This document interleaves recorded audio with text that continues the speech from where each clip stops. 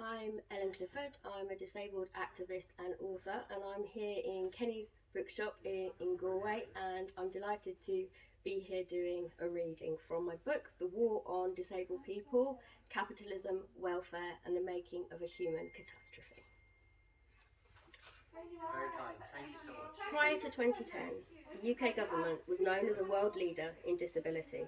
A decision was made under the coalition government and carried forward by successive Conservative administrations elected in 2015, 2017 and 2019 that progress had gone too far. The implementation of a fast reverse turn was of international significance, marking the first time in the history of modern social policy that things had gone backwards for disabled people.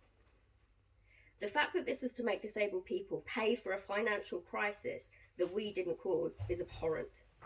It needed to be concealed from the public. The way in which right-wing politicians and media achieved this, by creating a narrative that blamed disabled people ourselves, purposefully stoking fires of division and hatred, makes it even worse. What the government did is one half of the story. On the other is the resistance mounted by disabled people. With the disabled people's movement in decline from the mid-1990s, resistance from 2010 onwards can be characterised as a return to grassroots activism. In a conscious departure from the identity politics era of disability campaigning, new groups such as Disabled People Against Cuts were set up with the explicit aim of building alliances and joining the wider anti-capitalist movement. Disabled activists are now regarded as having been at the forefront of the anti-austerity movement. We succeeded in pushing disability issues onto the mainstream agenda. These are no small achievements. At the same time, despite discrete wins along the way, material conditions are growing ever worse and more desperate for disabled people. After more than 10 years of tireless campaigning, there's so much more still to do.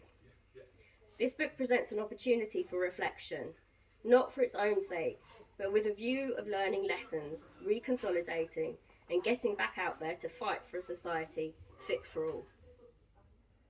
While it will take more than this book alone to penetrate the near invisibility of disability as a political rather than a personal issue, I hope that it takes some small steps in bringing disability from the margins to the centre of historical inquiry. The book follows the social model of disability, a tool developed by disabled people as a guide for social action.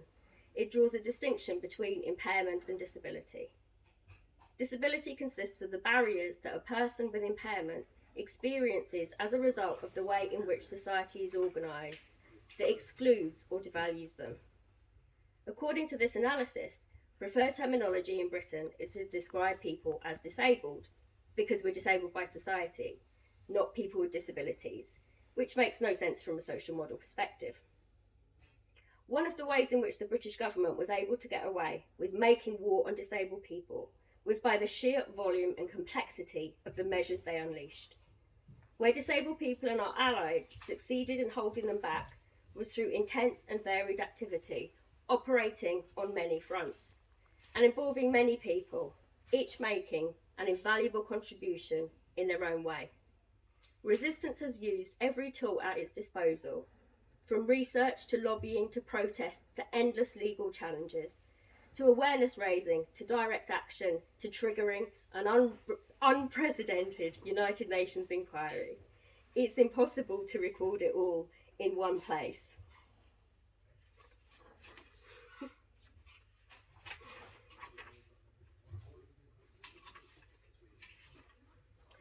The war against disabled people cannot be attributed to individual ministers or Tory governments. Its existence is bound up with the relationship between capitalism and disability.